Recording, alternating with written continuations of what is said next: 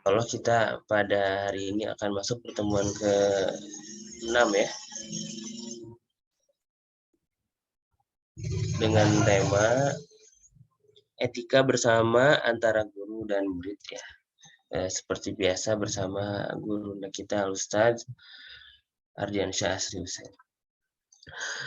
Salawat dan salam mari kita limpah curahkan kepada Nabi Muhammad Sallallahu Alaihi Wasallam, kepada para keluarganya, kepada para sahabat, kepada para tabiin, tabiut tabiin, serta kepada seluruh kaum muslimin dan mukminin yang berjalan di atas sunnah beliau hingga akhir zaman nanti. Amin amin ya rabbal alamin. Bapak Ibu, gimana kabarnya, sehat Bapak Ibu? Alhamdulillah ya, semoga dalam kondisi yang terbaik di hari Jumat ini. Baik, sebelum memulai acara kita, mari kita bertilawah bersama Bapak Ibu ya. Kita bertilawah bersama membaca surat Al-Fatihah. Izin memimpin. A'udzu billahi minasyaitonir rajim. Bismillahirrahmanirrahim. Alhamdulillahi rabbil alamin. Ar-Rahmanir Rahim, Maliki Yaumiddin. Iyyaka na'budu wa iyyaka nasta'in. Ihdinas siratal mustaqim.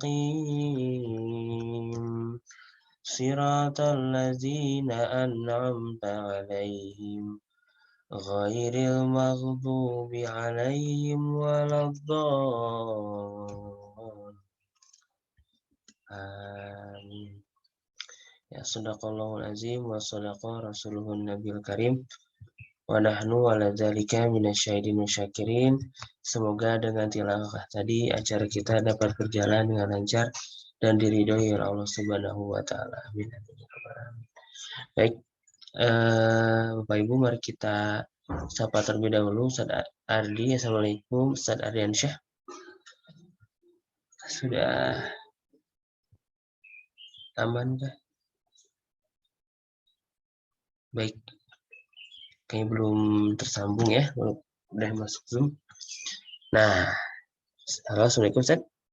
Waalaikumsalam warahmatullahi wabarakatuh. Kumaha damang Ustaz? Alhamdulillah saya Kang Faisal. Alhamdulillah. Ya, baik Bapak Ibu semuanya, karena Ustaz Adi sudah ready, sudah hadir. Seperti biasa saya mengingatkan kembali seperti yang sudah disampaikan oleh Teh Amira tadi. Mari kita maksimalkan adab menuntut ilmu. Disiapkan catatannya, disiapkan kondisi yang terbaik untuk menuntut ilmu, open cam jika tidak berhalangan, dan mari kita simak bersama materi kita pada pagi hari ini. Kepada Ustaz Ardi, waktu dan tempat dipersilahkan. A'udzubillahi minasyaitonirrajim. Bismillahirrahmanirrahim. Alhamdulillahirabbil alamin wa kafa wassalatu wassalamu ala nabiyil mustafa. Asyhadu an la ilaha illallah wahdahu la syarikalah wa asyhadu anna Muhammadan abduhu wa rasuluhu la nabiyya ba'da. Allahumma shalli wa sallim wa an'im wa akrim ala hadan nabiyil karim Muhammadin sallallahu alaihi wasallam wa ala alihi wa sahbihi ajmain. Hadirin hadirat Bapak Ibu yang dimuliakan Allah, Assalamualaikum warahmatullahi wabarakatuh. Alhamdulillah, kita mengucap syukur kepada Allah Subhanahu wa taala. Pada pagi ini kita kembali diberi umur, diberi sehat ya untuk bersama-sama bermajelis ya. Kita berharap semoga senantiasa diberikan keistiqomahan dalam kebaikan dan dalam ketaatan kepada Allah Subhanahu wa taala. Amin, Allahumma amin. Tak lupa tentunya selawat beriring salam semoga selalu terlimpah dan tercurah kepada teladan, kepada junjungan, kepada kekasih kita semua, orang yang kita rindukan perjumpaan dengan beliau, Nabi yang mulia, Nabi besar Muhammad sallallahu alaihi wasallam, kepada keluarganya, zuriatnya, para sahabatnya, dan insya Allah termasuk kita umatnya yang selalu berusaha belajar, mencintai dan mengamalkan sunnah-sunnah beliau sallallahu alaihi wasallam. Hadirin hadirat Bapak Ibu yang dimuliakan Allah, insya Allah seperti mana yang diinformasikan, pada hari ini kita akan menguraikan tentang adab bersama ya, yang perlu dilakukan baik oleh seorang guru ataupun seorang penuntut ilmu atau seorang murid ya. Namun sebelum kita menguraikan poin-poin adab bersama itu, kita sedikit ingin mendalami beberapa hal terkait dengan adab seorang penuntut ilmu yang kita sampaikan pada pekan lalu ya. Saya mulai ingin mengulang sedikit poin ke-23 ya, karena ini penting sekali berkaitan dengan adab-adab seorang penuntut ilmu ya. Termasuk juga seorang guru dalam rangka mempersiapkan dirinya ya dalam mengajar murid atau mengajar santri yang akan diajarkan. Poin ke-23 kata Al-Imam An-Nawawi rahimahullah, yanbaghi ayyakuna harisan ala ta'allumi muwaziban alaihi fi jami'i awqatihi lailan wa nahara. Seyogianya kata beliau seorang penuntut ilmu atau seorang guru ya itu hendaknya senantiasa disiplin ya, dalam menuntut ilmu ya. Disiplin, kemudian senantiasa mengalokasikan waktu ya untuk belajar baik di siang hari atau di malam hari. Hadaron wa safaron, baik dalam kondisi dia tidak bepergian ataupun dalam kondisi sedang bepergian ya, sedang traveling. Wala yadhhab min awqatihi syai'an fi ghairil ilmi illa biqadri darurah. Jangan sampai ada waktu yang terbuang sia-sia selain menuntut ilmu, kecuali untuk hal-hal yang darurat kata beliau, seperti untuk makan, liaklin wa naumin, untuk tidur ya, qadaran la budda minhu wa nahwihima ya, dengan kadar yang wajar ya, jadi tidak berlebih-lebihan. Kastirahatin yasirah, ini termasuk kata beliau perlu istirahat, tapi istirahatnya dengan waktu yang tidak berlebihan ya. Kalau dalam ilmu modern ya istirahat itu ya antara 5 sampai 8 jam ya. Jadi jangan sampai lebih dari waktu itu, karena kalau lebih maka tentu akan membuat fisik kita itu lemah ya, bahkan mungkin kita kehilangan semangat untuk beraktivitas. Tujuannya kata beliau istirahat yang cukup atau yang tidak berlebihan ini liizalatil malali ya, untuk menghilangkan kebosanan dan menghilangkan rasa lelah yang nanti berpengaruh pada kualitas pelajaran kita. Wa shibhi dzalika minad daruriyat, dan hal-hal yang serupa ya. Walaysa biaqilin min an amkanahu darajatan warathatil anbiya summa fawadha ya. Hal ini tentu tidak sesuai ya dengan akhlak seorang penuntut ilmu yang merupakan pewaris Nabi ya, seperti mana kata Rasulullah, al ulama warasatul anbiya, orang-orang berilmu itu pewaris para nabi ya. Maka kita harus disiplin ya dalam mengatur waktu ya. Waqad qala Syafi'i rahimahullah ya, dan beliau mengutip perkataan Al-Imam Syafi'i rahimahullah, haqqun ala talabatil ilmi bulugha ghayati juhdihim fil istikthar min ilmihi ya. Merupakan sebuah kewajiban atas seorang penuntut ilmu itu mencapai puncak usahanya dalam menuntut ilmu. Artinya dia tidak setengah-setengah tapi totalitas, mengerahkan segenap tenaga dan upayanya untuk mencapai titik tertinggi yang mampu dia capai dalam menuntut ilmu gitu ya. Karena fisik kita ini Bapak Ibu sekalian sebenarnya sangat kuat ya, luar biasa. Maka jangan kemudian kita biasakan tubuh ini belajar atau mengalokasikan waktu yang masih minim ya. Jadi upayakan kita biasakan dia untuk mencapai titik tertinggi atau titik maksimal yang mampu kita lakukan ya. Jadi kalau kita bisa belajar maksimal misalnya sampai 12 jam atau 13 jam, maka itu lebih baik ya. Itu lebih baik kata beliau ya. Wasabri ala kulli aridin duna talabihi ya. Termasuk bersabar kata beliau ya, bersabar atas segala halangan yang boleh jadi ada di hadapannya dalam menuntut ilmu. Jadi jangan sampai kita patah semangat atau kendor ya dengan kendala-kendala atau halangan-halangan yang menghalangi kita terkala kita belajar. wa ikhlasin niyyah lillahi ta'ala fi idraki ilmihi nassan wa istinbatan, kata beliau ya.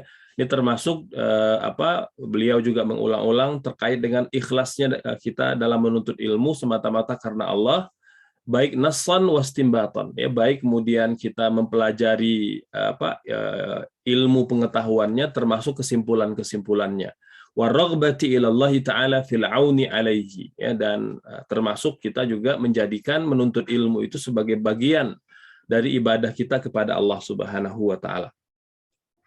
Fi Sahih Al-Muslim an Yahya bin Abi Katsir ya, dalam Sahih Muslim ya ada sebuah riwayat dari Yahya bin Abi Katsir, beliau berkata, la yustata'u al-ilmu bi rahatil jismi ya. Ilmu itu tidak bisa dicapai dengan semata-mata hanya banyak beristirahat saja atau santai-santai saja gitu. Jadi ilmu itu harus dicapai dengan lelah, dengan capek gitu ya. Nah, ini di antara karakter ilmu ya. Dzakarahu fi awaili mawaqitis shalah ya. Ini hal ini diuraikan oleh Imam Muslim itu di awal-awal tentang waktu-waktu salat. Kemudian Al-Imam An-Nawawi juga mengutip perkataan Al-Khatib Al-Baghdadi ya. Ajwadu awqatil hifzi al-ishar. Kata beliau, waktu terbaik untuk belajar adalah waktu sahur. Masya Allah ya. Jadi Bapak Ibu sekalian, kata Al-Khatib Al-Baghdadi, waktu terbaik untuk kita belajar adalah di waktu sahur. Kemudian summa nisfun nahar, pada pertengahan siang. Ya, pertengahan siang ini artinya pada waktu duha ya, dan menjelang sampai jam 12 ya. Summal ghadah, dan kemudian juga waktu setelah zuhur juga baik, kata beliau. Wa hifzul laili anfa' min hifzin nahar ya, menghafal atau belajar di waktu malam itu lebih membekas ya, dan lebih lebih kuat dibanding belajar di waktu siang ya.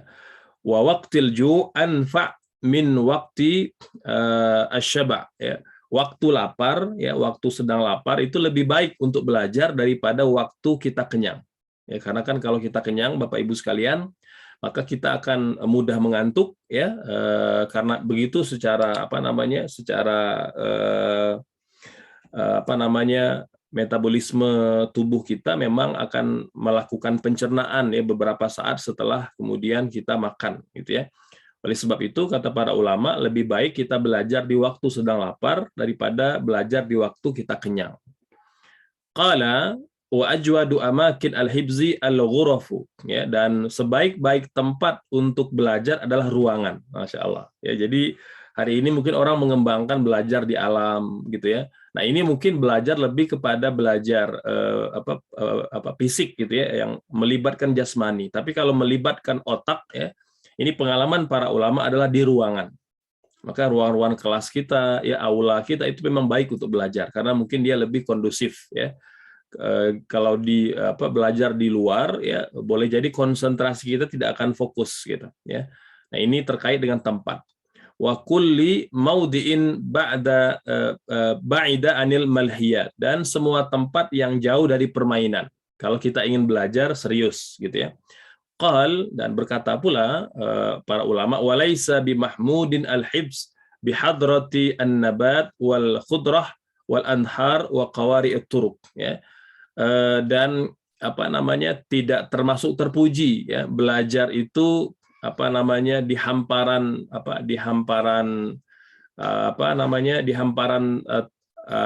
tanam-tanaman, kata beliau ya. Termasuk juga sayur-sayuran dan di sungai, di pertigaan di persimpangan jalan ya. Li'annaha tamna' ghaliban khulu al-qalbi ya, karena tempat-tempat ini sebenarnya meski dia membuat kita merasa nyaman, tapi dia tidak kondusif untuk kita belajar secara serius gitu ya. Nah, jadi memang kalau untuk belajar para ulama merekomendasikan kita belajar pada ruangan, di ruangan gitu ya, dan tempat-tempat yang jauh dari permainan. Poin berikutnya kata Al-Imam An-Nawawi, wa yanbaghi ayasbir ala jafwati syaikhihi ya wa su'i khalqihi. Hendaknya seorang penuntut ilmu itu bersabar ya, terhadap sikap tegas dan bahkan kadangkala kerasnya seorang guru ya. Atau bahkan boleh jadi ada beberapa guru itu yang mungkin bersikap sesuatu yang yang tidak kita sukai. Dan kata Imam An-Nawawi, hendaknya kita bersabar terhadap karakter mereka, ya, karena kita tentu berharap mendapat ilmu dari guru kita. Wala yasudduhu zalika an mulazamatihi wa i'tiqadi kamalihi. Jangan sampai kerasnya guru kita membuat kita tidak bersabar untuk mulazamah, ya, untuk belajar sungguh-sungguh mengambil ilmunya. Wa yata'awwalu li af'alihi allati zahiruha al-fasad ta'wilat as-sahihah. Bahkan kalau bisa dia husnuzon aja. Oh, mungkin guru saya sedang bad mood. Oh, guru saya mungkin sedang ada masalah yang mungkin dia sedang coba selesaikan gitu. Jadi kita berupaya untuk husnuzon saja, melakukan takwil terhadap perbuatannya. Kita upayakan kita bisa membenarkan perbuatannya. Jadi jangan sampai kita berburuk sangka kalau ada guru yang memperlakukan kita, ya, boleh jadi agak keras atau tegas, ya. Selanjutnya kata beliau, fama ya'jizu an zalika illa qalilu at-taufiq, ya. Dan tentu hal ini bisa kita lakukan dengan meminta taufik kepada Allah Subhanahu wa taala. Wa idza jafahu syekh iftida huwa bil i'tizar, ya. Apabila kemudian gurunya bersikap mungkin tidak mengenakkan, maka seorang murid, ya, itu hendaknya mendahuluinya untuk meminta maaf, ya. Jadi walaupun secara nyatanya atau faktanya guru yang bersangkutan mungkin yang bersikap keras terhadap kita, tapi sebagai adab muridlah yang kemudian meminta maaf, ya. Boleh jadi ada sikap kita yang membuat guru kita berbuat keras, ya. Wa azharu anna zambalahu, ya, wal atba alaihi fadzalika anfa'alahu dinan wa dinan wa dunya wa abqa liqalbi syaikhihi, ya. Ini tentu akan membuat gurunya ridha dan kemudian bisa menerima, ya, sikapnya. Waqad qalu, berkata para ulama kita, man lam yasbir ala dhulli ta'allum baqiya umruhu fi imayatil jahalah. Barang siapa yang tidak bersabar, lelahnya menuntut ilmu, maka dia selamanya akan dalam kejahilan. Wa man sabara alaihi ala amrahu ila izzil akhirah wa dunya, ya. Dan barang siapa yang bersabar, maka dia akan mencapai kejayaan di dunia maupun di akhirat. Wa minhul atharu al-masyhur an Ibni Abbas radhiyallahu anhuma.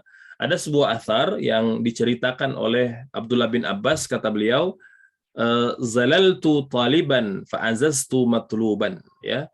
Dulu aku berlelah-lelah, ya, bahkan merendahkan diriku dalam menuntut ilmu, kemudian aku dimuliakan, ya, akhirnya menjadi seorang guru.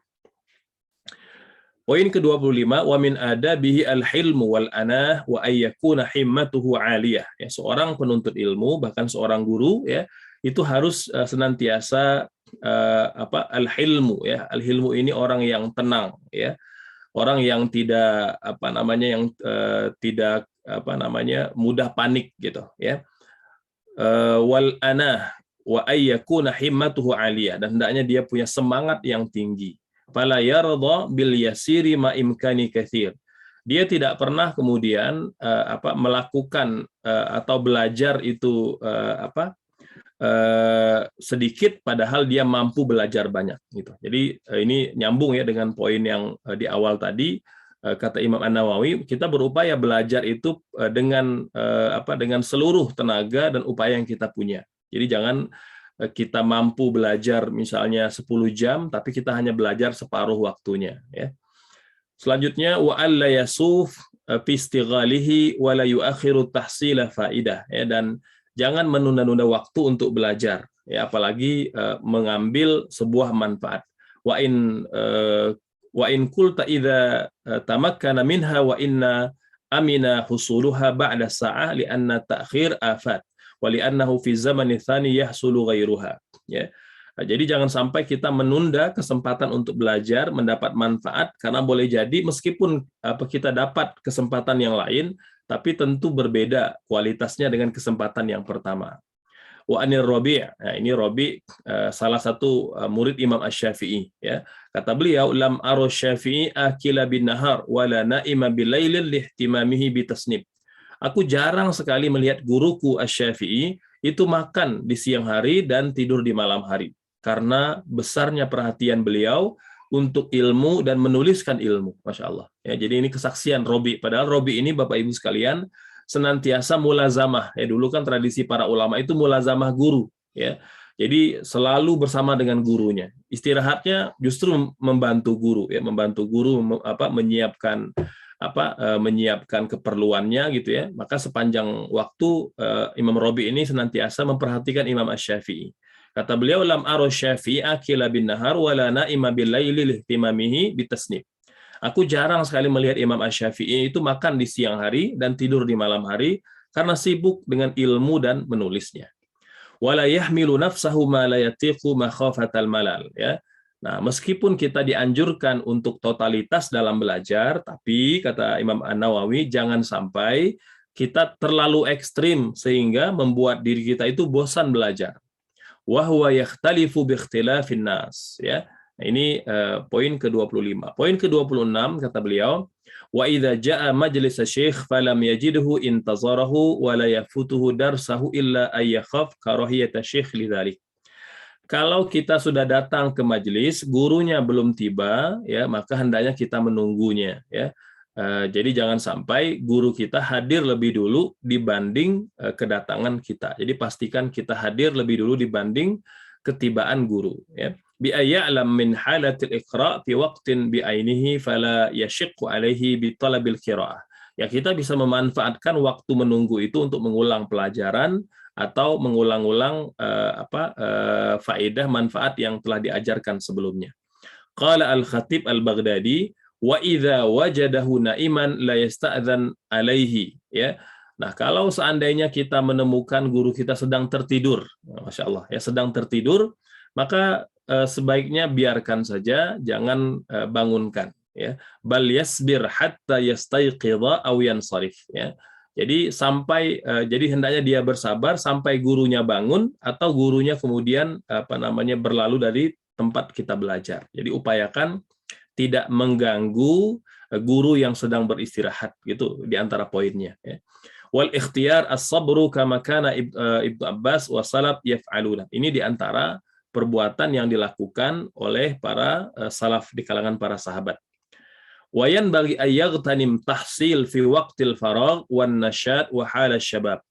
Nah, kata beliau, waktu terbaik untuk belajar itu adalah ketika kita punya waktu yang agak lowong, ya, waktu yang agak longgar, kemudian kita sedang bersemangat, ya, dan yang ketiga di waktu atau di usia muda.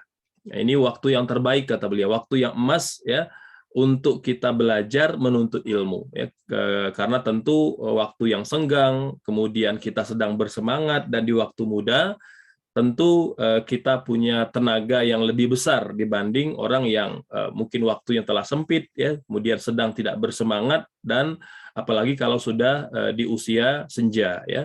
Meski tetap bisa belajar, tapi tentu tenaganya berbeda dengan anak-anak muda. Wa quwwatul badani wan nabahati al-khatir wa qillati syawaghil qabla awaridil bitalah wa irtifa'il manzilah, ya. Termasuk kata beliau, ketika kita sedang sehat-sehatnya, ya, kemudian akal kita itu masih mudah menangkap pelajaran dan masih minimnya kesibukan kita, ya. Kalau orang yang sudah berkeluarga atau yang sudah punya amanah, tentu dia harus membagi waktu. Maka optimalkan bagi yang memang belum banyak amanahnya, tidak ada tanggung jawab dalam keluarga, maka optimalkan waktunya untuk menuntut ilmu, ya.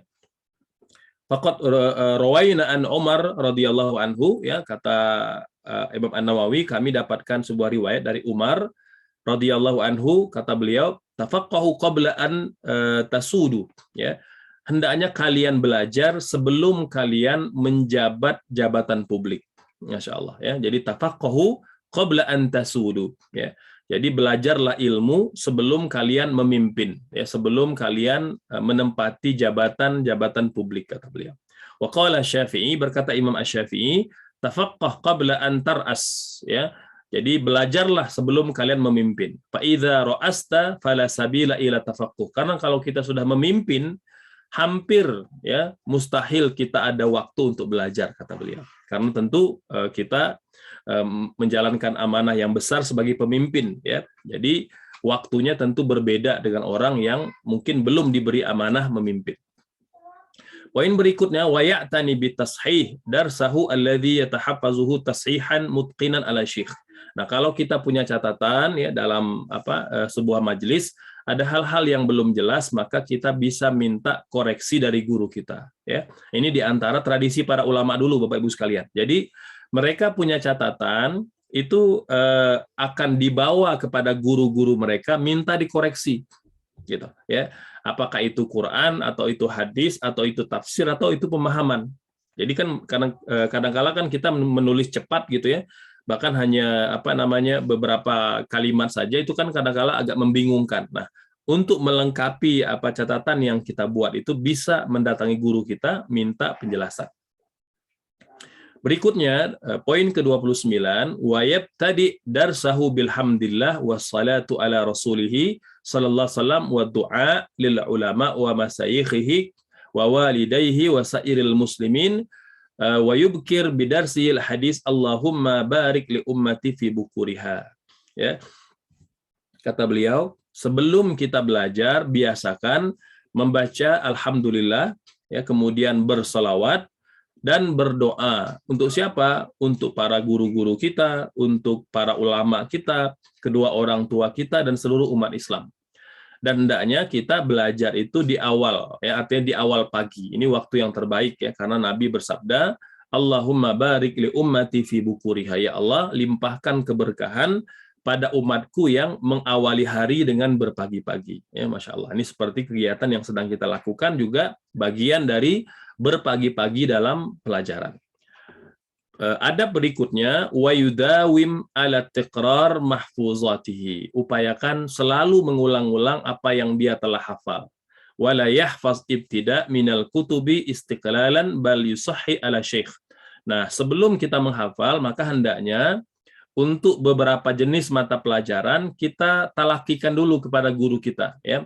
Nah, jadi kita baca di depan guru kita, kalau sudah benar baru kita hafalkan. Nah, ini Bapak Ibu sekalian ya, tradisi para ulama ini termasuk dulu juga kami berkesempatan ketika belajar di Al-Azhar itu sebelum setoran hafalan kita baca secara nazar dulu. Jadi contoh kita akan menghafal surah Al-Baqarah. Surah Al-Baqarah itu sebelum kita setorkan hafalannya, kita tasmi' dulu bacaannya. Bacaannya sudah dibenarkan dulu dari segi makharijul hurufnya, tajwidnya, waqaf ibtida'nya itu disetorkan dulu dibaca secara nazar, melihat mushaf gitu ya. Nah, kalau sudah benar bacaan kita barulah ke langkah berikutnya menghafal. Nah, ini akan sangat membantu hafalan yang mutqin ya.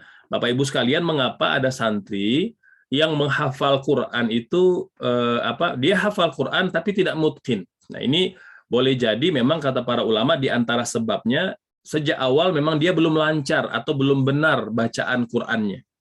Ya, maka pastikan sebelum menghafal santri atau murid kita, ini kaidah dalam menghafal Quran, dia sudah talaki dulu bacaannya ya. Bagaimana membaca Al-Fatihah, bagaimana membaca surah An-Naba ya dengan tajwidnya, makharijul hurufnya, maka ketika dia menghafal akan memudahkan hafalan untuk diulang. Kemudian selanjutnya, bal yusahi ala asy-syekh kama dzakarna fal istiqlalu bidzalika min adarri al mafasid. Ya, jadi jangan semata-mata menghafal itu mandiri, tidak melibatkan guru. Ya, ini bahaya kata beliau. Seperti kata Imam Asy-Syafi'i, man tafaqqah minal kutubi dayya'a al-ahkam. Barang siapa belajar hanya dari buku saja, tidak berguru, maka dia akan banyak menghilangkan hukum-hukum dalam agama. Karena dia nggak paham, maka perlu belajar bertalaki ya. Man tafaqqaha minal kutubi dayya'al ahkam. Ya. Kemudian 31 wal yudzakir bimahfuzatihi wal yadim al fiqra fiha wa ya'tani bima yahsulu fiha minal fawaid wal yurafiq ba'da hadiri halaqati syekh fil muzakarah. Nah, hendaknya dia juga bisa bermuzakarah, belajar bersama. Jadi belajar bareng ya. study group ya dengan sahabat-sahabat ya yang bareng-bareng belajar ya. Kalau di di sekolah ya bisa jadi belajar kelompok gitu ya. Nah, ini sangat membantu. Kata para ulama, boleh jadi ada hal-hal yang tidak kita pahami kalau belajar sendiri, tapi kalau belajar kelompok itu kadang-kala ada pemahaman sahabat kita yang lebih sempurna, yang lebih baik. Nah, itu akan sangat membantu. Ya, dan ini tentu tidak tercapai kalau kita tidak belajar kelompok. Ya. Qala Al-Khatib, berkata Al-Khatib, wa afdal muzakaratu al-lail, ya. Dan muzakarah terbaik ya, mengulang-ulang belajar kelompok itu waktu yang terbaik adalah di malam hari. Wa kana jama'atun minas salaf yaf'aluna dzalik. Ini seperti mana tradisi para ulama salaf ya, belajarnya di malam hari. Kemudian wayan bagi ayabda min durusihi ala syekh wa fil hifzi wa tikrar wal mutala'ah bil aham fal aham. Jadi belajar yang dilakukan oleh para ulama kita ya, yang pertama adalah belajar ilmu itu dari yang paling penting lebih dulu ya, yang paling urgen dalam masalah akidah ya, kemudian dalam masalah rukun Islam ya, prakteknya itu harus kita dahulukan. Wa awwalu ma yabtadi bihi hifzul Quran al-aziz ya. Ini kalau anak-anak santri kita memang lebih baik kalau dia sejak awal itu kita ajarkan menghafal Quran ya, apakah seluruhnya atau mungkin separuhnya atau mungkin sepertiganya atau mungkin juz-juz pilihan ya, juz 30, juz 29, juz 28, 27 gitu ya. Nah, jadi menyesuaikan dengan kemudahan santri. Bahwa aham al-ulum ya, karena Quran ini merupakan pelajaran yang paling penting. Wa kana salafu la ya'lamuna al-hadits wal fiqha illa liman hafizul Quran. Bahkan dulu para ulama tidak akan belajar hadis, tidak akan belajar fikih sampai mereka hafal Quran dulu. Masya Allah ya. Jadi Bapak Ibu sekalian, ini termasuk kami juga dulu di Al-Azhar ya, itu diceritakan bahwa rata-rata guru-guru kami ya, itu dosen-dosen kami itu semuanya penghafal Quran. Jadi sudah hafal Quran 30 juz barulah mereka dibolehkan belajar hadis, belajar fikih dan belajar ilmu-ilmu yang mendukung lainnya gitu ya.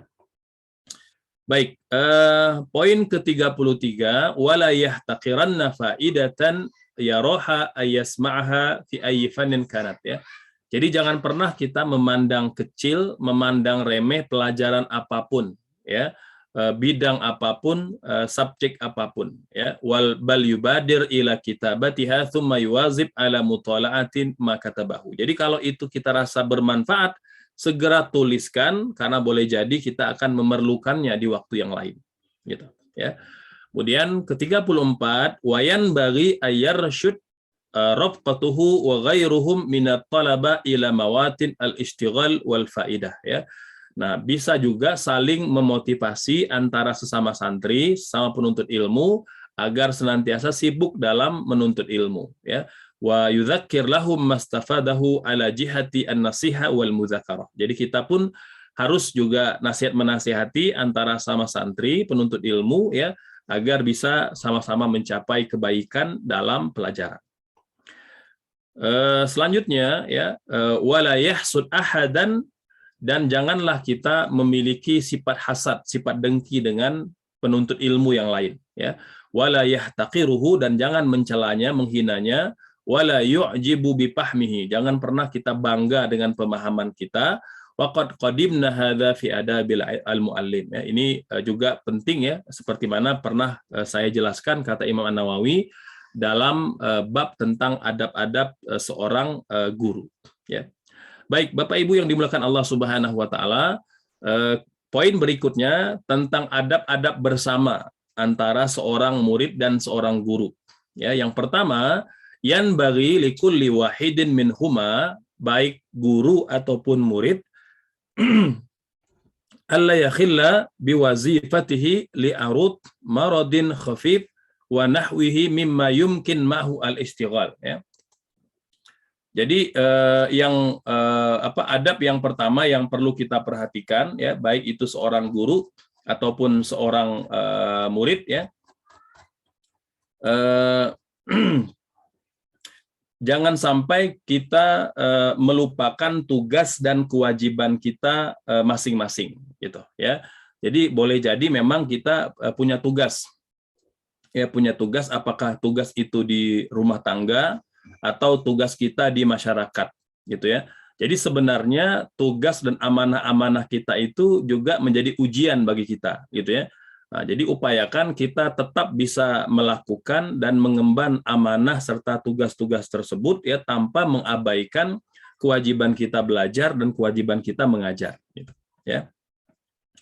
Wa yastashfi bil ilmi wa la yas'al ahadan ta'annutan wa ta'jizan fasailu ta'annutan wa ta'jizan la yastahiqqu jawaban wa fil hadis an-nahyi an ghulutat ya al-masail. Baik guru ataupun murid tidak diperkenankan untuk menanyakan hal-hal yang menyusahkan gitu ya. Jadi ta'annut. Jadi untuk pertanyaan-pertanyaan yang tidak ada kaitannya ya bahkan tidak menambahkan kebaikan sebaiknya tidak diladeni gitu. Ya, jadi tidak dijawab ya. Karena boleh jadi hal itu akan membingungkan santri atau murid yang lain. Ya, jadi kadang-kala kan murid kita kan bertanya satu hal yang tidak ada kaitan dengan pelajaran kita dan tidak ada kebaikan hal itu ditanyakan ya. Jadi misalnya perkara-perkara tentang sejarah manusia gitu ya, sejarah pada masa Nabi Adam, Nabi Nuh, Nabi Soleh gitu ya, dan boleh jadi memang ada cerita-cerita yang dibaca oleh murid-murid kita itu dari buku-buku, dari novel atau mungkin dari sosial media gitu ya. Nah itu boleh jadi memang banyak cerita-cerita yang menyimpang gitu ya, yang tidak sesuai dengan fakta-fakta yang seharusnya. Maka untuk pertanyaan yang tidak ada kaitan dengan pelajaran, sebaiknya seorang guru tidak menjawabnya. Jadi biarkan saja, tapi tentu kita perlu mengalihkan pertanyaan itu dengan bijak. Ya, jadi jangan sampai kemudian santri atau murid itu merasa tidak kita perhatikan. Gitu, ya. Ini seperti mana juga yang Nabi sabdakan, an-nahyu anil ghulutatil masail. Ya, jadi Nabi melarang ya kita menanyakan sesuatu yang membingungkan atau sesuatu yang belum jelas gitu ya, atau sesuatu yang memang tidak dijelaskan secara detail dalam Quran. Sebenarnya kapan sih hari kiamat itu gitu? Apakah benar ada usia umat Islam terbatas sampai tahun tertentu ya, sampai ada yang mengatakan Ustadz katanya umur umat Islam tinggal 40 tahun lagi, 50 tahun lagi. Nah, ini kan Bapak Ibu sekalian tidak ada dijelaskan baik dalam Al-Qur'an maupun dalam hadis-hadis Rasul sallallahu alaihi wasallam. Dan para ulama itu hampir bisa kita katakan hampir seluruhnya itu tidak pernah membicarakannya. Karena Nabi juga tidak pernah membicarakannya. Satu ketika ada sahabat yang bertanya, "Ya Rasulullah, mata qiyamus sa'ah?" Kamu wahai Rasul, engkau sering bercerita tentang hari kiamat, tapi kapan terjadi hari kiamat? Jadi sahabat ini ingin tahu detail kapan waktunya terjadi hari kiamat. Nabi tidak menjawabnya. Ya, Nabi mengatakan wa ma'addatalaha ya. Hal itu tidak penting engkau ketahui kata beliau. Ya, kata Nabi Muhammad SAW, yang paling penting adalah apa yang telah kita persiapkan untuk menyambut hari kiamat itu. Artinya Nabi lebih menekankan jawaban itu tentang persiapan kita. Adapun waktu itu kan rahasia Allah Subhanahu wa taala. Nah, inilah maksudnya larangan dari Nabi ghulutat al-masail ya. Jadi jangan sampai kita mempertanyakan hal-hal yang tidak ada faedah, hal-hal yang tidak ada manfaat gitu ya. Poin yang kedua, adab bersama antara guru dan murid ya. Wa ayyatani bitahsil al-kutub syira' wasti'arah. Nah, hendaknya dalam menuntut ilmu kita perlu ya menggunakan buku baik dengan membelinya atau dengan meminjamnya. Jadi buku ini Bapak Ibu sekalian, ini memang masih menjadi instrumen ya belajar yang terbaik meskipun di era digital ya semua sudah beralih ke digital gitu ya. Jadi ada perpustakaan digital dan lain-lain ya. Ini tentu sangat membantu. Tetapi memang kata para ulama peran buku itu tidak akan tergantikan. Artinya dia tetap memiliki tetap memiliki urgensitas gitu ya untuk kita gunakan gitu ya. Jadi buku tetap kita perlukan ya. Jadi membaca buku ya langsung itu tentu akan lebih membuat kita fokus. Karena kalau sudah menggunakan pustaka digital ya kita akan tergerak ya, apalagi kalau kita menggunakan tablet ya, menggunakan internet, maka akan mudah hilang fokusnya, akan melihat apa namanya konten-konten yang lain selain buku dan selain bacaan. Jadi kata Imam An-Nawawi, buku ini bisa dengan cara dibeli dan bisa pula dengan cara dipinjam. Wala yashtaghil bi nusakhiha in hasalat ad-bisyra, ya. Jadi kata beliau, jika buku itu bisa kita dapatkan dengan membeli, ya, maka itu lebih utama daripada kita meminjam, gitu ya. Karena kalau kita meminjamkan ada kewajiban ya untuk menjaganya, memeliharanya, dan kewajiban untuk mengembalikan, gitu ya. Nah, jadi jangan sampai tidak mengembalikan buku yang kita pinjam, ya. Nah, ini dulu masih ingat ya, almarhum Gus Dur itu subhanallah ya, beliau menyampaikan sebuah kalimat yang agak menggelikan juga. Kata beliau, orang bodoh itu adalah orang yang apa namanya meminjamkan bukunya, gitu ya. Orang yang bodoh itu adalah orang yang meminjam bukunya, gitu ya. Dan yang lebih bodoh adalah orang yang meminjam buku dan mengembalikannya, gitu ya. Jadi agak menggelikan juga ya. Itu di antara perkataan beliau, tapi kita ya mengambil yang baik saja, gitu ya. Jadi Bapak Ibu sekalian, kata Imam Nawawi, kalau kita bisa membeli, maka lebih baik kita membeli daripada kita meminjam. Namun kalau memang kita punya keterbatasan, bisa dengan cara kita meminjam, ya. Illa ayyatazir asyira li adami tsaman au li adamil kitab ma'a nafasatihi fayastansikhu, ya, wa illa bal yansakhu, ya. Dan kalau tidak bisa membeli, kemudian meminjam juga waktunya terbatas, bisa kita copy, ya, bisa kita copy gitu, ya. Nah, ini juga di antara tradisi para ulama, kalau mereka bimbang meminjam itu waktunya terbatas, mereka akan menyalinnya, gitu ya. Dulu ya menyalin buku gitu ya, itu lama waktunya. Tapi sekarang kan kita sudah ada apa namanya fotokopi gitu ya, ya bisa langsung mengcopy apa yang kita perlukan. Wala yahtam bitahsin al-khat, ya.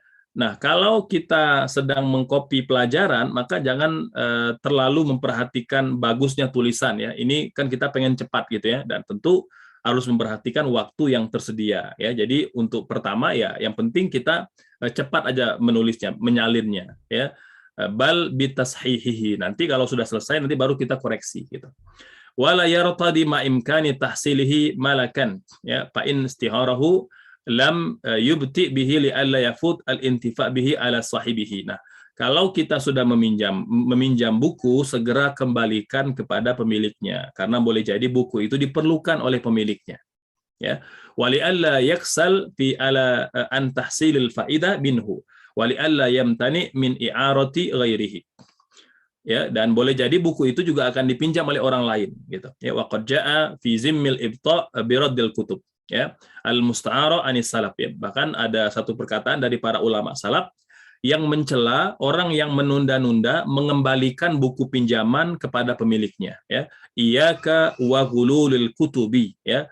Nah, jadi kata para ulama, jangan sampai kalian ya melakukan perbuatan dosa ya dengan cara lambat atau melambatkan pengembalian buku yang kita pinjamkan, ya. Wa huwa habsuha an ashabiha, yaitu dengan cara menahan buku dan tidak mengembalikan kepada pemiliknya. Wa an Fudail bin Iyad, ya, dari Fudail ini salah seorang ulama tabi'in. Kata beliau, laisa min af'alil ahlil wara wala min ahli af'alil hukama ay ya'khudha sima rajulin wa kitabuhu fayahbisuhu anhu, ya. Jadi bukan termasuk akhlak para ulama dan penuntut ilmu ya apabila dia belum mengembalikan atau menahan buku orang lain tidak dikembalikan. Masya Allah, ya. Wa man fa'ala dzalika faqad zalama nafsah. Barang siapa yang melakukannya dia telah berbuat zalim pada dirinya. Qala Al-Khatib Al-Baghdadi, berkata Khatib Al-Baghdadi, wa bisababi habsiha imtana'a ghairu wahid min i'aratiha, ya. Boleh jadi karena kita tidak segera mengembalikan buku itu, ada banyak orang yang terhalang mendapat kebaikan dan manfaat dari buku tersebut. Summa ruwiya an fi zalika jumalan anis salaf wa ansyada fihi ansya'a katsirah. Ya, wal mukhtar istihbab i'arah liman la darara alaihi fi dzalik. Dan tentu kata beliau ketika kita meminjam buku ya kita juga perlu memilih buku yang terbaik dan kepada siapa kita meminjam. Pastikan tatkala kita meminjam itu tidak ada keburukan yang kita dapat ya dari buku atau dari orang yang kita pinjam. Ya, boleh jadi kan kalau kita meminjam kepada orang yang memang biasa berbuat dosa, berbuat maksiat ya, maka boleh jadi kita terpengaruh dengan perbuatannya. Li'annahu i'anatu 'alal ilmi ma'a ma fi mutlaq al-'ariyah min al-fadl ya. Kemudian disebutkan dari Waqi'. Waqi' ini guru Imam Asy-Syafi'i. Jadi Waqi' guru Imam Asy-Syafi'i ya. Jadi kalau kita pernah mengingat ya, Imam Syafi'i mengatakan kalian tidak akan pernah mendapat ilmu kecuali dengan 6 perkara gitu ya. Atau Imam Syafi'i juga pernah mengatakan bahwa ilmu itu adalah cahaya dan cahaya tidak diberikan kepada orang yang bermaksiat. Nah, ini ceritanya adalah Imam Asy-Syafi'i itu pernah satu ketika datang kepada Imam Waqi' ya. Beliau mengadukan tiba-tiba hafalannya kacau ya. Jadi Imam Syafi'i itu Bapak Ibu sekalian satu ketika pernah terganggu hafalannya. Tiba-tiba apa yang dia hafal itu hilang seketika gitu ya. Maka beliau ngadu kepada Imam Waqi'. Nah, Imam Waqi' inilah yang sedang kita kutip perkataannya ya. Lantas Imam Waqi' mengatakan al-ilmu nurun, ilmu itu cahaya, wa nurullah la yuhdalil asi. Karena ilmu itu cahaya, maka dia tidak diberikan kepada orang yang bermaksiat. Jadi Imam Waqi' ini tahu ya, Bapak Ibu sekalian, bahwa Imam Syafi'i itu pernah melakukan satu dosa ya yang nanti diakui oleh Imam Syafi'i. Dosanya di antara cerita yang muktamad dikatakan Imam Syafi'i itu pernah satu ketika merasa paling berilmu. Ya, jadi merasa dia paling berilmu di tempat atau di negara tempat dia belajar ya. Tiba-tiba setelah dia merasa paling alim, paling berilmu, maka hafalannya seketika hilang gitu. Ya. Nah, ini Bapak Ibu sekalian, makanya Imam Waqi' menasihati beliau agar tidak sombong dan takabur dengan ilmu yang dia miliki. Nah, Imam Waqi' berkata, awwalu barakatil hadis i'aratul kutubi, gitu ya kata beliau. Di antara keberkahan ilmu hadis kata beliau adalah meminjam buku-buku yang bermanfaat. Intinya kita dapat bacaan-bacaan, literasi-literasi yang berkualitas. Itu poinnya. Wa an Sufyan ats-Tsauri, dari Sufyan ats-Tsauri ini juga seorang ulama salaf ya, kata beliau, man bakhila bil ilmi ibtala bi ihda thalath. Barang siapa yang bakhil ya, yang bakhil terhadap ilmu ya, ini termasuk bakhil meminjamkan buku, maka dia akan diberi ujian dengan 3 hal ya. Yang pertama ayansah, dia akan lupa ilmunya. Au yamut wala yantafi bihi, atau ketika dia meninggal ilmunya tidak bermanfaat. Yang ketiga au tadhhabu kutubuh ya. Yang ketiga itu boleh jadi buku-bukunya akan hilang gitu ya, orang meminjam dan tidak mengembalikan gitu. Nah, ini di antara ujian yang ditimpakan Allah Subhanahu wa taala kepada mereka yang bakhil terhadap ilmunya. Wa qala rajulun li Abi al-Atahiyah ya, jadi berkata seorang laki-laki kepada ulama yang bernama Abi al-Atahiyah, kata beliau, a'irni kitabak, pinjamkan saya bukumu. Qala inni akrah dzalik, ya, kata yang dipinjamkan, saya tidak suka buku saya dipinjam orang. Faqala amma alimta annal makarim mausulatun bil makarih fa'arahu ya. Jadi kata yang mau meminjam buku tadi, tahukah kamu annal makarim mausulatun bil makarih ya, bahwa kemuliaan itu tersambung gitu ya dengan sesuatu yang yang tidak kita sukai. Lantas kemudian ulama tadi meminjamkan bukunya gitu. Poin yang ketiga, Bapak Ibu sekalian, adab seorang guru dan seorang murid ya, adab bersama, wa yastashib syukral mu'ir li ihsanihi ya. Nah, yang perlu diperhatikan oleh seorang guru dan seorang murid ya, untuk mengucapkan rasa terima kasih kepada guru atau kepada murid yang meminjamkan bukunya karena kebaikannya gitu. Meminjamkan buku itu sebuah kebaikan, maka jangan lupa kita mengucapkan terima kasih. Fahadhihi nabdhun min adabil muallim wal muta'allim. Ya, ini di antara adab-adab yang perlu diperhatikan seorang guru dan seorang murid ya. Wa hiya in kanat tawilatan binisba ila hadzal kitab fa hiya mukhtasaratun binisba ila ma jaa fiha. Wa inna ma qasadtu bi iradiha ay yakuna al kitab jami'an li kulli ma yahtajuhu ilaihi talibul ilmi Wabillahi taufik. Ya, ini dengan penjelasan kata beliau, meski sebenarnya adab-adab bersama seorang guru dan seorang murid ini cukup panjang dan padat kata beliau, tetapi sebenarnya masih ringkas kata beliau, ya, ringkasan dari uraian-uraian yang seharusnya lebih panjang. Jadi beliau hanya menyampaikan sebagian kecil, ya, dari adab-adab yang memang perlu diperhatikan oleh seorang guru dan seorang murid. Gitu. Baik, Bapak Ibu sekalian, demikian penjelasan terkait dengan adab bersama seorang murid dan seorang guru. Ya, semoga dapat kita pahami. Saya kembalikan kepada Kang Faisal, mangga di antara Bapak Ibu dan majelis guru mungkin jika ada pertanyaan bisa kita diskusikan. Wallahu a'lam.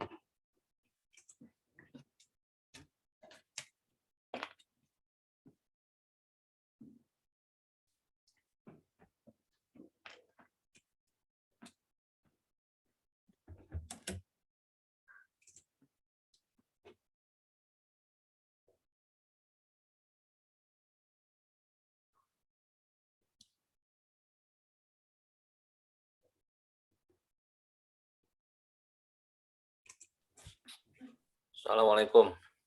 Ya. Waalaikumsalam warahmatullahi wabarakatuh. Silakan untuk bertanya di kolom chat atau langsung ya, boleh. Silakan Ustaz Andi. Masya Allah. Sabahul khair. Sabahun nur. Silakan, Ustaz. Untuk saat ini mungkin kebersamaan kedekatan guru dengan siswa itu tidak terbatas ya Ustadz ya. Mungkin dulu di madrasah dulu itu kan ada pemilahan antara ikhwan dan akhwat gitu ya. Nah sekarang kan itu sudah sangat akrab sekali kan, gitu. Apalagi mohon maaf ya di sekolah-sekolah notabene non Islam lah ataupun negeri gitu. Itu kedekatan guru dengan dengan muridnya itu udah sangat tidak ada batas, bahkan ada guru pacaran sama muridnya lah istilahnya gitu ya. Nah ini untuk menyikapi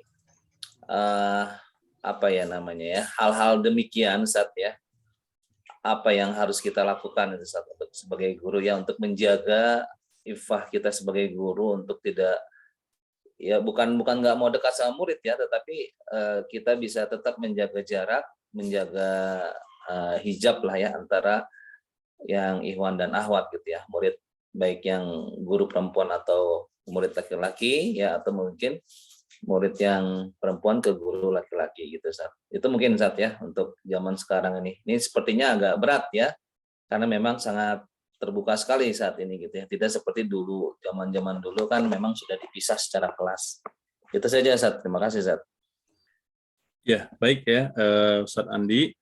Jadi Bapak Ibu sekalian, memang di dunia modern seperti saat ini ya, kita itu kan berperang dengan literasi Barat sebenarnya gitu ya, yang banyak mempengaruhi instansi pendidikan kita gitu ya. Dan tidak bisa kita pungkiri memang ya banyak juga yang terpengaruh gitu ya, yang merasa bahwa kalau kita masih menggunakan tradisi lama dianggap terbelakang gitu ya, dianggap mundur gitu ya. Padahal kalau kita bicara mundur kemana gitu ya, mundur kemana gitu maksudnya gitu ya, mundur ke 100 tahun, ke 200 tahun, atau ke berapa tahun gitu ya. Karena kalau kita mundur 100 tahun aja, itu yang ada adalah kegemilangan Islam gitu. Mundur 200 tahun apalagi gitu ya. Jadi kalau kita mau flashback ke belakang, justru yang kita lihat itu adalah kecemerlangan dan pencapaian Islam di puncak kejayaan peradaban gitu ya. Nah ini yang memang perlu menjadi pemikiran kita bersama. Bahkan dalam sebuah simposium para guru-guru internasional gitu ya, itu kesimpulan dari para guru-guru Barat gitu ya. Mereka mengatakan bahwa sistem pendidikan dunia yang paling baik saat ini itu adalah sistem pendidikan yang dikembangkan di pesantren-pesantren gitu ya. Jadi baik itu di Indonesia atau di ma'had-ma'had yang ada di beberapa negara gitu. Jadi Bapak Ibu sekalian, non muslim saja mengakui itu gitu, bahwa sistem pendidikan terbaik itu adalah sistem pendidikan pesantren gitu. Di mana memang di pesantren ya, itu kan yang ditekankan tidak semata-mata pengetahuan tapi adab gitu ya. Meski memang ada beberapa masalah di 1-2 pesantren, tapi itu kan tidak signifikan sebenarnya ya dibanding masalah-masalah yang juga menimpa di sekolah-sekolah umum gitu ya. Maka sebenarnya ketika kita ingin menyelesaikan persoalan yang seperti ini di sekolah-sekolah kita, maka perlu kita lihat ya tradisi apa yang perlu kita duplikasi di sekolah kita gitu ya. Nah, di pesantren itu kan di antara hal yang sangat menonjol itu bagaimana peran ya seorang guru, ya peran seorang kiai itu kan tidak semata-mata guru dalam arti mengajar pelajaran, tapi dia juga adalah ayah ya. Kalau dia ibu nyai, berarti dia seorang ibu gitu ya. Artinya bahwa yang dilakukan di pesantren itu tidak semata-mata transfer pengetahuan, tapi transfer adab gitu ya, transfer akhlak gitu. Nah, ini yang pada hari ini memang itu sudah mulai luntur ya dari kebanyakan sekolah-sekolah yang ada di negara kita gitu ya. Maka tadi ya fenomena-fenomena itu muncul ya memang ya disebabkan tadi dipahami bahwa sekolah itu semata-mata hanya transfer pengetahuan saja ya, transfer ilmu saja. Jadi yang dikejar itu adalah silabus, yang dikejar itu adalah kurikulum gitu ya, tapi tidak memperhatikan adab-adab gitu ya. Maka bagaimana solusinya? Ya solusinya kalau kita lihat kita harus kembali kepada khitoh gitu ya, kembali kepada konsep awal pendidikan dalam Islam gitu kan, seperti ucapan Abdullah bin Mubarak, kata beliau, ta'allamnal adaba 30 sanah ya, summa ta'allamnal ilma 20 sanah ya. Dulu kata para ulama, kami belajar adab 30 tahun. Setelah itu baru belajar ilmu selama 20 tahun gitu ya. Nah, ini kata kuncinya adalah adab itu harus lebih utama diajarkan, satu. Yang kedua, porsinya harus lebih banyak dibanding ilmu pengetahuan gitu. Nah, jadi karena memang Bapak Ibu sekalian, hari ini ya kalau kita hanya menekankan pada ilmu pengetahuan saja, mengabaikan adab gitu ya, maka muncullah masalah-masalah yang tadi Ustadz Andi sebutkan gitu ya. Apakah masalah moral gitu ya, atau masalah akhlak dan lain-lain gitu ya. Nah, jadi perlu kita melihat apakah kurikulum dan metode belajar di sekolah kita itu sudah tepat seperti mana yang diwarisi dari para ulama salaf gitu ya. Mereka tidak semata bicara teori, tapi sudah terbukti ya, sudah terbukti berhasil dan sukses gitu ya. Di antara instansi yang bisa kita jadikan standar pada hari ini misalnya ya katakanlah ada dulu di Granada ya ada Darul Hikam atau Darul Hikmah ya. Ini kan tadinya sebuah masjid ya, jadi perpustakaan dan jadi kampus ya. Darul Hikmah ini kan di antara kampus paling disegani di Eropa pada hari ini gitu ya, meskipun kemudian ada sentimen agama sehingga perannya tidak begitu menonjol pada akhir-akhir ini gitu ya. Begitu pula Al-Azhar misalnya ya, dan kampus-kampus lain gitu ya, yang memang titik tekan belajarnya itu adalah pada adab dan akhlak gitu ya. Karena bagaimanapun kan memang santri ini di awal-awal kan hanya diberikan stimulan saja. Jadi tidak seabrek-abrek kita fokus pada mata pelajaran saja ya, mengabaikan aspek-aspek adab gitu ya. Jadi Ustaz Andi dan Bapak Ibu guru sekalian ya, jadi kalau saya melihat ya, kalau kita ingin merubah keadaan ini gitu ya, atau terhindar dari kondisi seperti ini ya, kita harus kembali kepada khitoh yang awal, bahwa yang paling utama itu bukan pengetahuan, yang paling utama itu adalah adab dan akhlak gitu. Ya, ilmu pengetahuan itu bisa dicapai dari banyak instrumen ya, bisa dengan membaca, bisa dengan belajar dari banyak sumber gitu ya. Tapi adab dan akhlak itu memang harus dicontohkan pada keseharian, pada tingkah laku ya, pada akhlak guru dan murid kita. Begitu Sandi, wallahu alam. Gimana Sandi? Ya, syukran. Jadi kita tambah wawasan ya. Jadi memang wah ini kajiannya mantap banget ya. Dari awal sampai akhir, pertemuan 1 sampai sekarang memang banyak sekali yang bisa menjadi masukan sekolah buat kita nih Kang Faisal ya, khususnya Darul Hikam. Kemarin juga sempat ngobrol dengan Bu Direktur ya, kita akan bebenah lah nanti bareng-bareng lah kita. Yang positifnya tentunya kita akan ambil semua. Syukran Ustaz. Ya, sami-sami Ustaz. Ya, Masya Allah. Ya, saya jadi ingat saat di sebuah sekolah ada seorang guru yang mungkin sedikit tegas gitu ya kepada muridnya. Lalu guru tersebut dibilang sama muridnya, kok gitu sih ngajarnya, saya kan udah bayar mahal-mahal Bapak di sini. Masya Allah, itu serem banget ya kayak gitu. Oke, ada Bu Neni yang sudah raisen, bangga. Terima kasih Kak Faisal. Ustaz,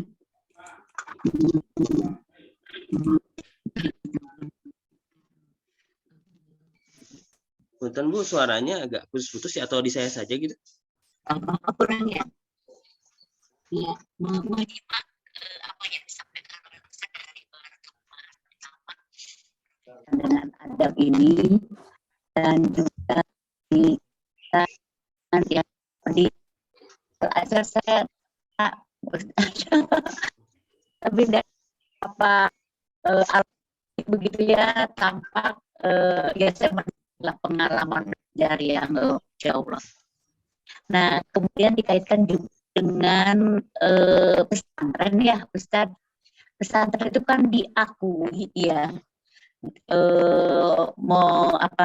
memiliki metode yang bagus ya, mungkin dari beberapa paparan mungkin beberapa hal itu sudah dilaksanakan, sudah diimplementasikan.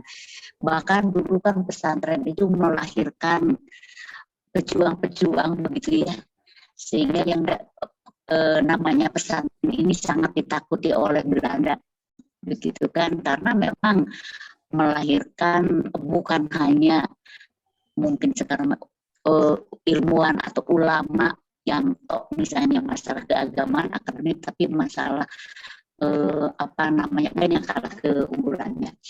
Nah, kira-kira namun demikian dalam perkembangannya sekarang tidak seperti itu juga mungkin ya. Kita juga harus mengakui ya, dalam beberapa hal banyaklah kasus atau ini. Nah, kira-kira nilai-nilai apa yang bagus yang ini tapi bisa diimplementasikan di sekolah-sekolah yang non pesantren? Apa bukan nilai atau metode atau pendekatan apa yang bisa dilaksanakan di luar pendidikan pesantren itu mungkin bisa. Jadi saya tidak ini ya, memang ada yang maju banyak begitu ya, tapi yang kurang berkembang pun banyak. Tapi kalau ini kira-kira value, metode atau apa yang bisa diterapkan juga di sekolah-sekolah yang non pesantren. Jazakallah Ustaz. Ya, baik. Jadi Bapak Ibu sekalian, bahwa ketika kita bicara sistem pendidikan gitu ya, tentu tidak ada yang sempurna kalau kita ingin menyebutnya 100% gitu ya, karena sempurna itu kan hanya dari Allah Subhanahu wa Ta'ala. Tapi namun memang kalau kita bedah ya secara secara mendalam gitu ya, maka kita akan dapati beberapa keistimewaan ya pesantren ini yang tidak bisa kemudian dilakukan oleh sekolah-sekolah pada umumnya ya, kecuali jika memang ya kita melakukannya dengan dengan tenaga yang sangat besar gitu ya. Yang pertama itu adalah pembiasaan ya, Pembiasaan ini Bapak Ibu sekalian, pembiasaan selama 24 jam gitu ya. Anak-anak itu dikontrol sholatnya gitu. Ini kan sulit kalau di sekolah umum gitu ya. Punten Bapak Ibu sekalian, saya pernah juga bikin survei kecil-kecilan gitu ya di sebuah kabupaten gitu ya, yang banyak sekolah-sekolah topnya gitu ya. Kemudian mereka bukan menggunakan sistem pesantren tapi full day gitu ya. Itu hampir separuh dari murid dan santri-santrinya itu hanya melakukan sholat zuhur dan asar saja. Mereka tidak sholat subuh, tidak sholat maghrib dan tidak sholat isya, gitu ya. Jadi di sekolah ternyata ya mereka karena sistemnya dibuat dengan ketat gitu ya, tapi karena tidak diperhatikan dan tidak dijaga, ya sudah usia SMP, sudah usia akil balik, tidak sholat subuh, tidak sholat maghrib, tidak sholat isya, gitu ya. Nah ini separuhnya Ibu sekalian. Jadi kalau ada 100 santri, 50 santri itu tidak sholat subuh, dan tidak sholat maghrib, dan tidak sholat isya. Karena memang tidak terpantau. Gitu. Oke, sekolahnya bagus gitu ya, memantau ketika jam sekolah. Ketika pulang di rumah, ya orang tua yang sibuk gitu ya, yang tidak bisa mengontrol anak-anak, akhirnya anak-anak tidak sholat subuh, tidak sholat maghrib, tidak sholat isya, gitu ya. Tapi kalau dia di pesantren, memang dia full gitu ya, diperhatikan, dijaga sholatnya, meskipun nanti setelah dari pesantren juga tidak menjamin ya semua santri itu bisa konsisten. Tapi kita ingin mengatakan bahwa value pembiasaan ini sangat luar biasa pengaruhnya, gitu ya. Dan Bapak Ibu, saya termasuk yang menikmati itu ya, selama 6 tahun di pesantren saya menikmati betul gitu ya, bahwa betapa pembiasaan di pesantren itu sangat membantu kehidupan santri setelah mereka keluar gitu. Ini yang pertama ya. Maka kalau misalnya ada sekolah full day gitu ya, seperti Darul Hikam misalnya, maka hal ini perlu ya dijadikan semacam apa ya, semacam ketentuan gitu ya, bahwa seorang siswa, seorang santri ya, santriwan, santriwatri itu harus difahamkan dan ditekankan bahwa sholat itu tidak semata-mata dilakukan di rumah, tapi juga di sekolah, karena dia kewajiban agama ya, yang menjadi parameter kita itu masih dianggap muslim, masih dianggap beriman selama kita menjalankan ibadah sholat gitu. Kalau kita sudah meninggalkan sholat, maka kita sudah mengabaikan tiang agama. Gitu kan kata Nabi, man aqama shalah faqad aqamaddin, wa man taraka shalah faqad hadamaddin. Barang siapa yang menegakkan sholat, dia menegakkan agama. Barang siapa yang meninggalkan sholat, dia menghancurkan agama. Nah ini Bapak Ibu sekalian, ini kalau kita bicara bab sholat. Belum lagi pembiasaan untuk bangun pagi gitu ya. Kemudian juga di dalam pesantren ini kan ada leadership gitu ya, di mana santri itu juga diajarkan bagaimana dia mengatur dirinya sendiri dan juga mengatur junior-juniornya gitu ya. Ini juga bisa saya rasa value ini kita terapkan di di sekolah gitu ya, yang full day misalnya. Meskipun ya mungkin hasilnya boleh jadi tidak sama ya, tapi paling tidak sebagai ikhtiar kita gitu. Santri selain mengatur dirinya, dia diberikan amanah untuk mendisiplinkan ya, untuk memimpin ya santri-santri yang lain, apakah ketua kelas atau ketua OSIS gitu ya, atau misalnya ketua ketua asrama gitu ya. Nah ini memang saya lihat di antara value yang luar biasa berpengaruh pada jiwa seorang santri gitu. Ketika dia belajar kepemimpinan leadership itu sedini mungkin gitu ya. Ini kan ada satu kelas misalnya usia 13 tahun gitu ya, usia SMP. Mereka di asrama diangkat satu orang itu kadangkala bukan dari santri junior tapi dari di antara mereka ya, mungkin hanya terpaut berbeda satu atau 2 tahun saja gitu. Nah ini value ini ya Bu Neni saya rasa sangat baik ya kalau kita bisa terapkan di sekolah-sekolah kita gitu. Artinya anak-anak itu diajarkan kemandirian dan diajarkan leadership sedini mungkin gitu. Kemudian yang ketiga yang juga tidak kalah penting memang ada apresiasi dan ada pula sanksi gitu. Nah, kalau di sekolah umum ini memang saya lihat sanksinya kadangkala kita terlalu banyak terikat gitu ya. Kayak tadi ya mungkin Faisal gitu ya. Siswa udah bisa komplain gitu ya karena dia merasa udah bayar mahal gitu ya. Udah bayar sekolah, jadi dia memandang bahwa ya karena dia udah bayar maka dia wajib dilayani, wajib diservis gitu ya.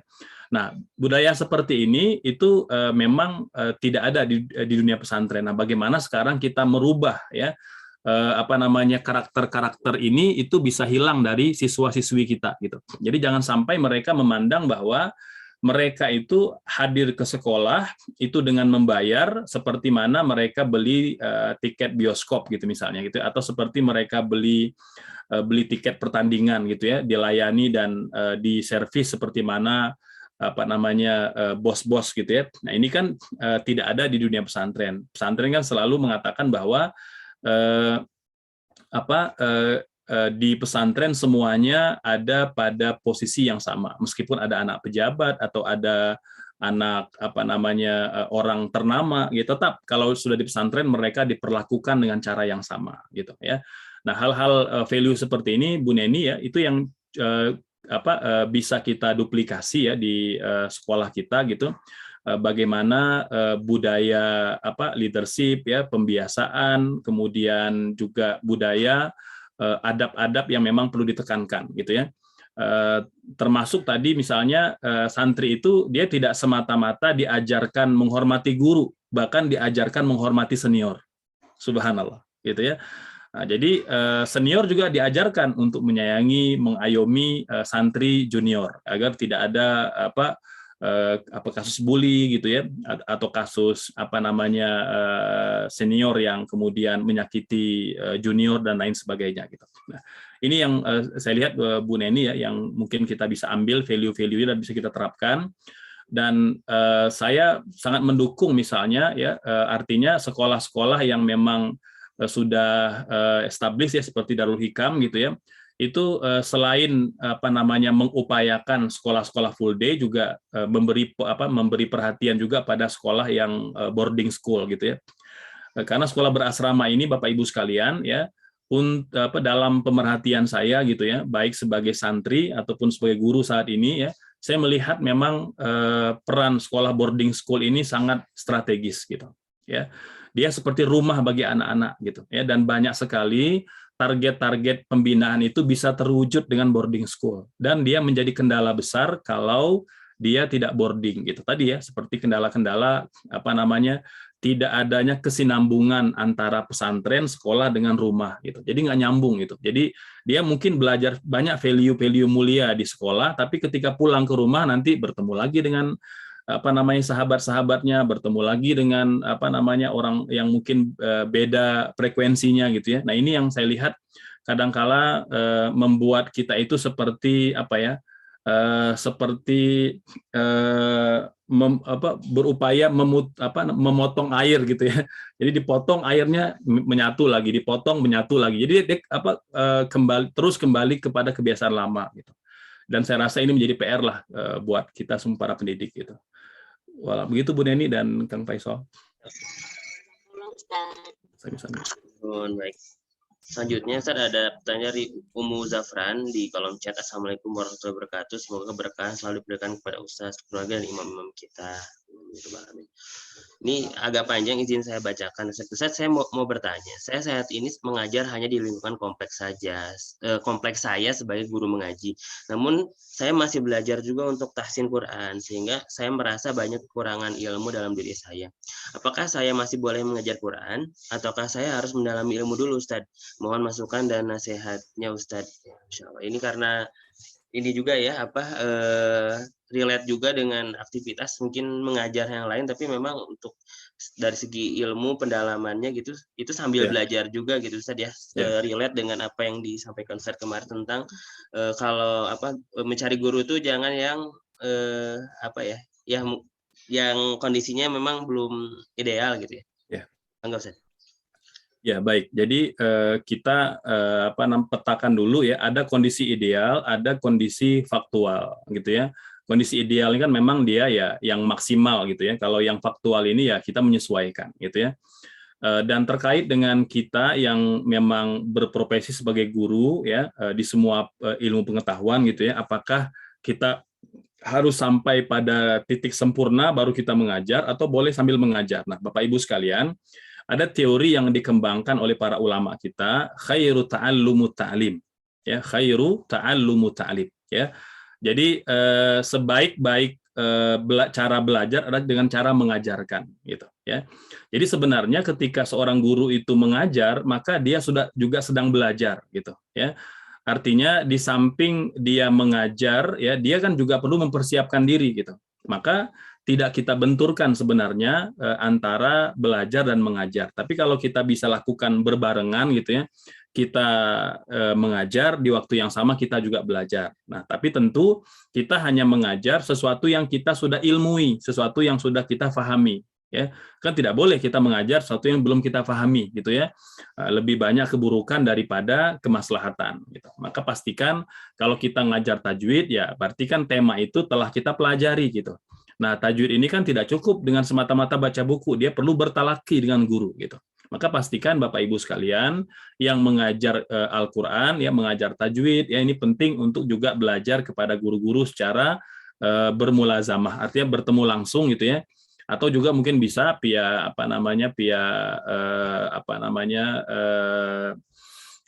daring gitu ya, hanya mungkin ada banyak keterbatasan kan, terutama untuk makhraj gitu ya, untuk wakaf, untuk iftida ini kan boleh jadi tidak bisa tercapai dengan baik kalau hanya dalam jaringan saja. Maka saya sarankan Bapak Ibu yang mengajar tajwid ya itu punya guru ya yang bisa bertemu langsung ya memperbaiki bacaan kita ya. Karena dia sangat berpengaruh gitu ya. Kalau dia sudah lama terbiasa membaca dengan cara yang salah, menghafal dengan cara yang salah, itu agak susah diperbaiki ya. Dulu saya pernah bertemu dengan seorang hafiz Quran gitu ya. Luar biasa, memang beliau lancar, tapi Masya Allah memang bacaannya tidak ada tajwidnya, ya tidak ada makhrajnya, itu dilanggar semua gitu ya. Akibatnya apa? Akibatnya ya ketika dia mengajar pun ya itu tidak ada yang bisa dia ambil manfaatnya. Artinya ketika menjelaskan satu ayat atau satu surah itu beliau tidak tidak menguasainya. Padahal beliau seorang dosen tafsir yang hafal Quran gitu. Ini kan menjadi satu hal yang tidak harus terjadi gitu ya. Kalau misalnya sejak awal cara dia belajar itu sudah benar gitu ya. Maka tadi ya untuk ibu yang bertanya, saya sarankan kalau memang belum menguasai ilmu tajwid, ya maka seraya mengajar kita juga belajar. Dan hari ini kan banyak ya guru-guru kita baik di Kota Bandung atau di Jawa Barat yang membuka kelas-kelas untuk bacaan tajwid ataupun makhraj. Gitu. Wallahu a'lam. Ya Allah, ternuhun Ustaz Ardiansyah atas jawabannya.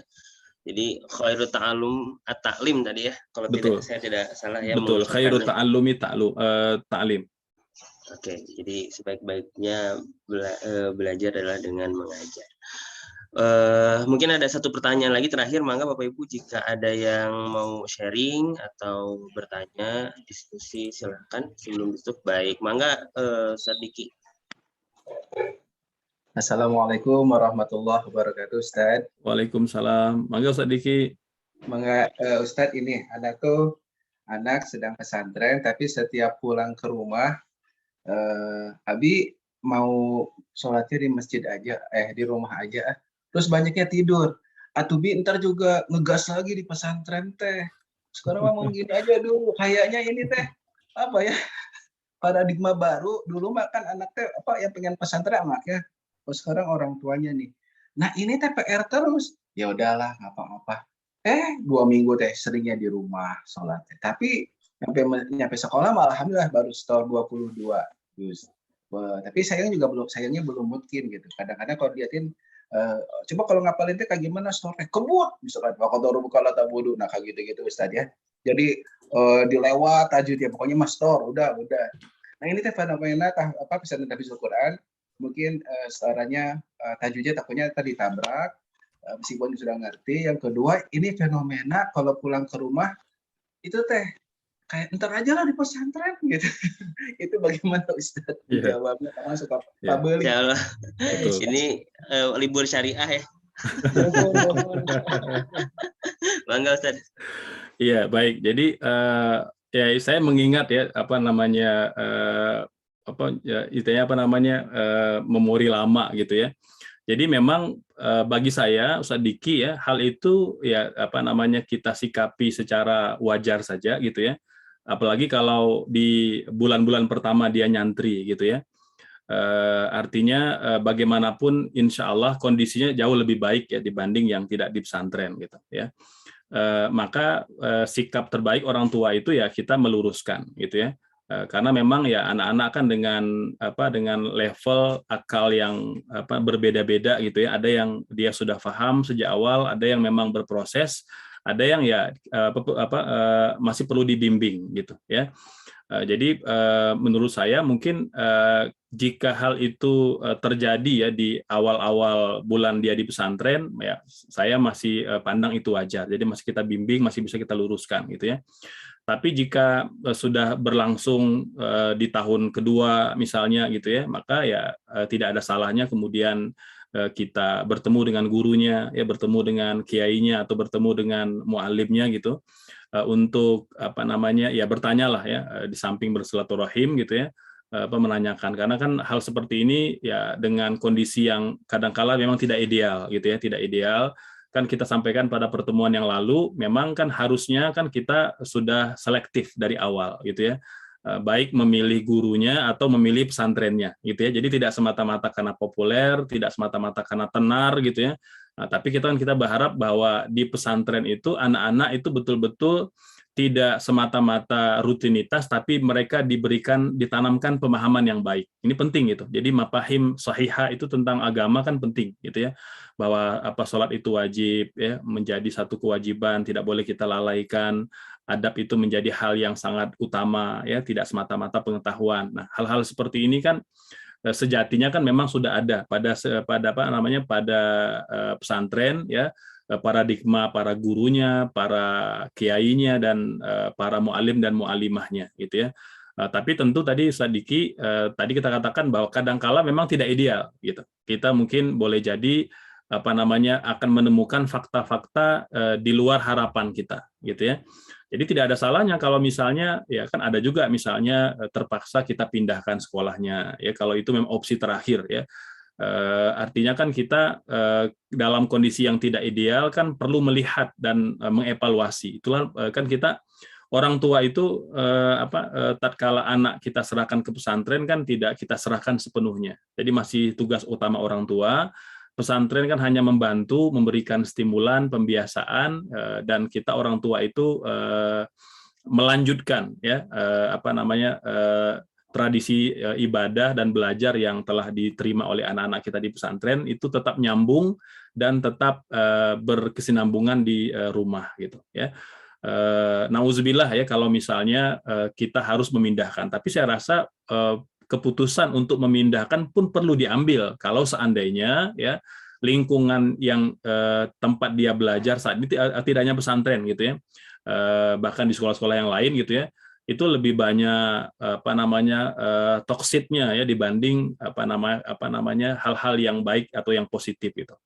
Nah, jadi kalau pesan para ulama itu kan harusnya orang tua itu memantau perkembangan anak-anak, baik sakofatan ya, pengetahuan, kemudian akhlakon, adabnya, kemudian juga ibadahnya gitu. Itu 3 hal yang perlu dipantau oleh orang tua. Jadi pengetahuan, adab, dan ibadah gitu. Nah, jadi kalau kita lihat 3 hal ini masih pada level yang ideal atau berproses menjadi lebih baik, ya kita tinggal mempertahankannya atau meningkatkan.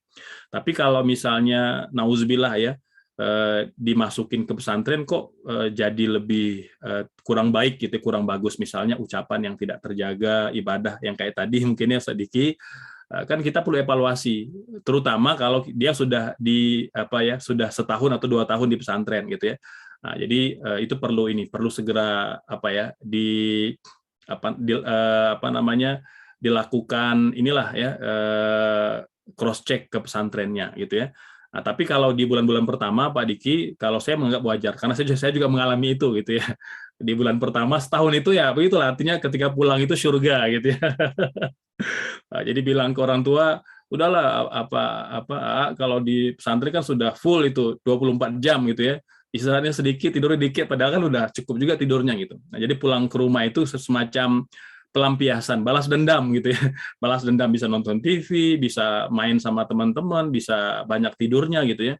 Nah ini kalau di bulan pertama Pak Diki itu masih wajar menurut saya gitu, karena kan dia pembiasaan. Tapi kalau sudah setahun ya kita perlu evaluasi gitu.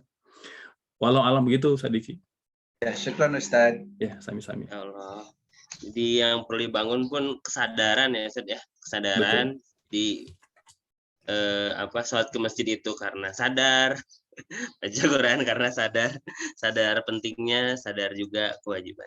Oke, hatur nuhun Ustaz, sudah 6.46 mungkin boleh ada closing dari Ustaz Ardi. Ya, baik Bapak Ibu sekalian.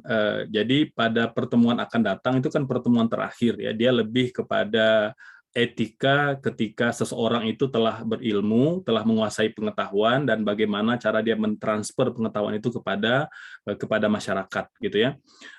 Maka kalau kita bicara adab secara khusus ya baik adab seorang guru ataupun seorang murid ya itu sudah selesai sampai pada pembahasan bab yang kita bahas pada hari ini. Maka saya menyarankan Bapak Ibu sekalian yang dimuliakan Allah itu bisa menggali lebih dalam gitu ya ke beberapa referensi yang telah kita sampaikan ya.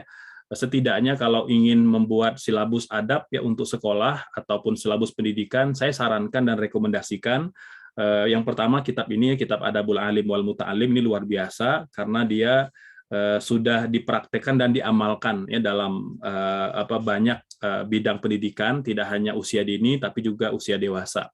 Yang kedua, saya juga sarankan kitab Ta'limul Muta'alim. Ya, Ta'limul Muta'alim ini karya Syekh Az-Zarnuji. Bukunya tidak terlalu tebal ya. Ini beliau menyampaikan tidak kurang dari 13 adab ya. Nah, ini mungkin dia lebih meskipun dia tidak tebal, tidak setebal kitab Adabul Alim wal Muta'alim ini, tapi dia menjabarkan beberapa hal penting lainnya, seperti misalnya adab terhadap buku pelajaran. Masya Allah. Jadi ada adab terhadap buku pelajaran gitu ya. Misalnya tidak boleh ditumpuk-tumpuk gitu ya. Kemudian tidak boleh dicoret-coret tanpa ada keperluan gitu ya. Nah ini luar biasa diuraikan. Ya, itu yang kedua. Yang ketiga, saya juga sarankan buku judul yang sama tapi pengarang berbeda. Adabul Alim wal Muta'alim ini karangan Al-Imam Hasim Asy'ari ya. Jadi atau pendiri NU gitu ya. Nah, ini terlepas dari ormasnya, tapi buku ini saya rasa sangat luar biasa Bapak Ibu sekalian karena dia mengajarkan nanti tidak semata-mata adab-adab yang yang secara umum gitu ya, tetapi nanti juga ada hal-hal yang berkaitan dengan kesehatan gitu ya. Seperti misalnya makanan apa saja yang membantu agar anak itu kuat hafalannya gitu ya. Kemudian makanan apa saja yang akan merusak akalnya gitu ya, seperti membuat dia pelupa atau membuat dia tidak bisa mengingat gitu ya. Nah, ini diuraikan dalam kitab Adabul Alim wal Muta'alim karangan Hasim Asy'ari gitu ya. Termasuk juga di kitab itu dijelaskan ya adab-adab yang berkaitan dengan adab-adab sesama santri. Nah, gitu. Ini juga perlu diperhatikan ya. Nah, jadi adab sama santri gitu ya, baik ketika di majelis ilmu ataupun di luar majelis ilmu gitu. Demikian Kang Faisal ya, semoga kajian kita mendorong kita untuk melahirkan formula-formula yang penting ya dalam rangka melahirkan generasi-generasi muda Islam yang insya Allah ya akan mengembalikan Islam itu jaya kembali di muka bumi insya Allah. Amin Allahumma amin. Demikian Bapak Ibu guru sekalian dan mohon pamit. Wassalamualaikum warahmatullahi wabarakatuh. Waalaikumsalam warahmatullahi wabarakatuh. Jazakumullah bil jannah Ustaz Ardi telah menjelaskan materinya dan menjawab pertanyaan pada pagi hari ini. Semoga Ustaz Ardi dan keluarga beserta orang-orang yang antum cintai mendapat keberkahan dan kemuliaan di sisi Allah Subhanahu wa taala. Baik Bapak Ibu semuanya, sebelum ditutup saya izin menyampaikan ya informasi tentang sedekah subuh seperti biasa untuk Bapak Ibu yang memiliki hajat untuk berinfak ya di pagi hari, infak subuh hari Jumat pula setelah menuntut ilmu, silahkan Bapak Ibu untuk bisa menyalurkan infak terbaiknya melalui DP Hikam. Ya, informasi infaknya ada di grup ya, insya Allah nanti akan kami share. Dan informasi yang kedua, izin kami menyampaikan sebuah informasi tentang liburan. Liburan ini ya, informasi liburan untuk usia 10-15 tahun, izin saya share screen sebentar.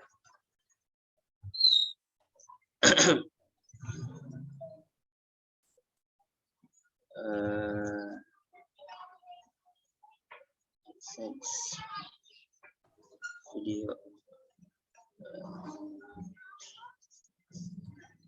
Ya ini ya apa Bapak Ibu apa namanya sebuah, silakan. Sudah terlihat? Sudah ya.